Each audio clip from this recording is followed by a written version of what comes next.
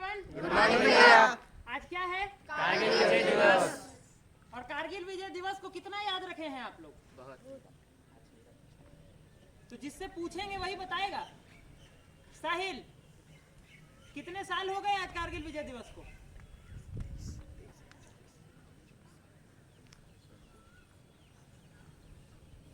उधर से कुछ लोग कह रहे हैं 200-300 साल तो हो ही गया होगा। अनन्या,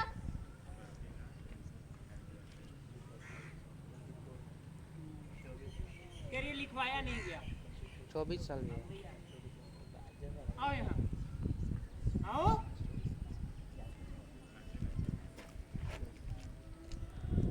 यहाँ आओ।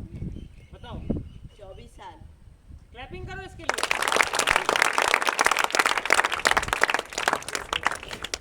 24 साल हो गए आज करगिल विजय को।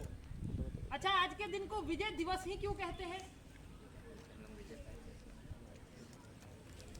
क्योंकि जब करगिल का युद्ध 1999 में शुरू हुआ और भारत उस युद्ध में पिछड़ता चला जा रहा था। अभी कुछ दिनों पहले कैप्टन विक्रम बत्रा का भी तो था ना जयंती। तो उस समय हम बताए थे एक बात। क्या बताए थे? कि जो माउंटेन वॉरफेयर होता है उसमें जो ऊपर होता है वो लगभग विजयी होता है, और पाकिस्तान जियोग्राफिकली हमारे से ऊपर था और भारत लगभग हार चुका था। और लगभग हारे हुए भारत को जिताने के लक्ष्य के साथ जिस ऑपरेशन को ये सफलतापूर्वक किया गया, उस ऑपरेशन का नाम था ऑपरेशन विजय। और उसी ऑपरेशन विजय के सफलतापूर्वक जिस दिन उसको क्रियान्वित किया गया, उसी दिन को करगिल विजय दिवस के रूप में याद रखा जाता है।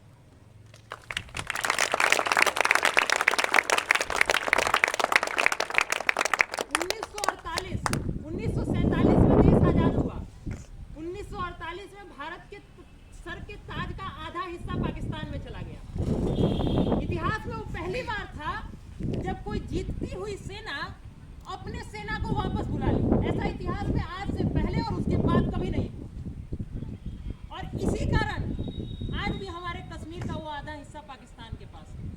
ये दुख के साथ कहना पड़ता है। 1971 फिर भारत के हाथ में मौका आया। बांग्लादेश के स्वतंत्रता का संग्राम चल रहा था। भारत लाहौर तक घुस गया कब्जा करते करते।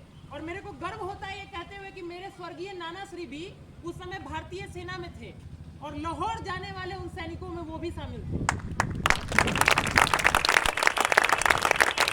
फिर भारत के पास अवसर आया और दुर्गा का अवतार कही जाने वाली स्वर्गीय इंदिरा गांधी भारत की प्रधानमंत्री थी और 3 लाख पाकिस्तानी सैनिक घुटनों के बल पर भारत को आत्मसमर्पण कर चुके थे।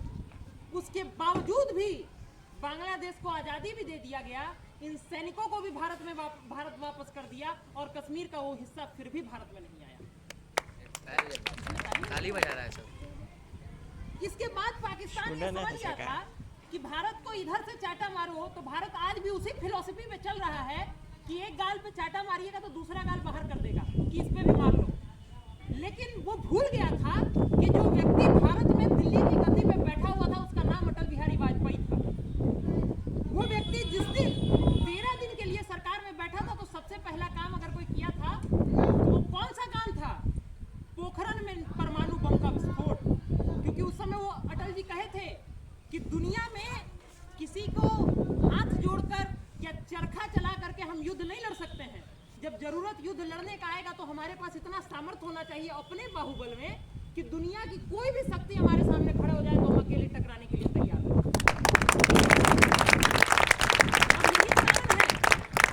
और यही कारण है आज जब इस खुले आसमान के तरह हम लोग खुले तौर पर भारत के इस शौर्य गाथा को गा रहे हैं तो हम लोग स्वतंत्र हैं इस बात को गाने के लिए। अन्यथा हो सकता है 1999 में कश्मीर का पूरा हिस्सा भी भारत का चला गया और 1999 फिर आया और फिर कश्मीर का को अपने हिस्से में लाने के लिए पाकिस्तान अपने नापाक इरादों के साथ भारत में घुसा। और घुसा ही नहीं, इस बार तो और डेंजरसली घुसा। उसको लगा कि इस बार तो विजय पक्का है। लेकिन तब भारत के 567 सैनिकों ने अपना सर्वस्व न्यौछावर किया। उसमें से एक कैप्टन विक्रम बत्रा भी थे जिसके ऊपर शेरशाह मूवी भी बना है। करगिल विजय पर एक मूवी करगिल के नाम से भी बना हुआ है। आप लोग LOC करगिल मूवी देखे होंगे जिसमें बहुत सारे हीरोज हैं, और उनसे भी ज्यादा हीरोज वो लोग थे जो 567 के रूप में अपना सर्वस्व न्यौछावर किए थे। 1400 लोग ऐसे थे जो घायल हुए थे, और 26 जुलाई 1999 को जाकर के भारत ऑपरेशन विजय को सफलतापूर्वक क्रियान्वित करने के बाद करगिल के उस हिस्से को भारत में मिला पाने में सफल हुआ। हम लोग पिछले बार भी हम दोहराए थे, आज फिर एक बार कहते हैं कि राष्ट्र की सुरक्षा हम सबका दायित्व है, और राष्ट्र की सुरक्षा का केवल एक मतलब नहीं होता है कि राष्ट्र के बाहरी भूभाग की सुरक्षा। राष्ट्र की सुरक्षा का एक मतलब राष्ट्र के अंदरूनी भाग का भी सुरक्षा होता है। और 6 मौलिक अधिकारों का जिक्र हर व्यक्ति करता है, लेकिन 11 मौलिक कर्तव्यों को हर व्यक्ति भूल जाता है। इस देश में जितना मौलिक अधिकार दिया गया है, उससे दुगने मौलिक कर्तव्य इसलिए दिए गए हैं कि राष्ट्र की सुरक्षा को सदा अखंडित रखा जा सके। और इसी कारण से आज जब मणिपुर में दुखद घटना होती है, तो ये हम सब के कर्तव्यों का फेलियर है, और हम लोगों को ये समझना पड़ेगा कि राष्ट्र की बाहरी सुरक्षा के साथ साथ आंतरिक सुरक्षा को भी सुरक्षित रखना हमारा ही दायित्व है। और आप लोग सोच रहे होंगे कि ये रेलेवेंट बात है कि इररेलेवेंट बात है, तो आप लोग जिस मंदिर में खड़े हैं, ये शिक्षा का मंदिर है। कर्तव्यों के अनुपालन का जो शिक्षा है वो देने की जगह यही है। जिन लोगों को कर्तव्यों की शिक्षा इस विद्यालय में नहीं मिलेगी, वही लोग कल को रोड पर जाकर के गुंडागर्दी करते हैं। तो इस बात को आज याद करके जाइए कि करगिल में जो सैनिक शहीद हुए, उनको वास्तविक श्रद्धांजलि तभी मिल सकती है जब इस देश में रहने वाला हर व्यक्ति सुरक्षित रहे। क्योंकि जिस महिला के साथ मणिपुर में दुखद घटना हुई है, जिस पर शर्म से पूरे देश की आंखें झुक जाती है, वो करगिल विजय प्राप्त करने वाले एक सैनिक की ही पत्नी थी। कोई भी जब भारतीय के रूप में मोदी जी जब जाते हैं ना विदेश में, और दूसरे देशों के प्रधानमंत्री जब चरणों पे झुक जाते हैं, तो वो मोदी जी के चरणों पे नहीं झुक रहे होते हैं, वो 150 करोड़ भारतीयों के चरणों पे झुक रहे होते हैं। क्योंकि भारत की परंपरा वैसी रही है जहाँ पे महिलाओं को शक्ति का और शौर्य का प्रतीक माना गया है। और उस देश में अगर शक्ति ही सुरक्षित नहीं रहेगी, भारत माँ का दामन ही अगर सुरक्षित नहीं रहेगा, तो कोई फायदा नहीं है करगिल विजय दिवस मनाने में, और कोई फायदा नहीं है स्वतंत्रता दिवस मनाने में। इसी आशा के साथ अंत में केवल 4 पंक्ति बोले, और ये पंक्ति डॉक्टर हरिओम पवार की है, और इसीलिए कहा जाता है कि कवि हमेशा अजर अमर होता है।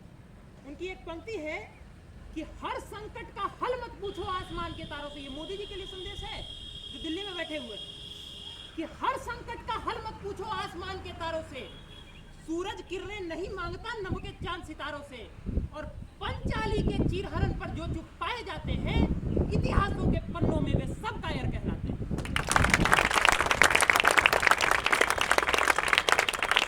इन्हीं शब्दों के साथ फिर एक बार सभी शहीदों को और सभी राष्ट्र सपूतों को स्कॉलर्स पब्लिक स्कूल तहे दिल से नमन करता है। एक बार मेरे साथ नारा लगाइए, करगिल के सैनिक अमर रहे।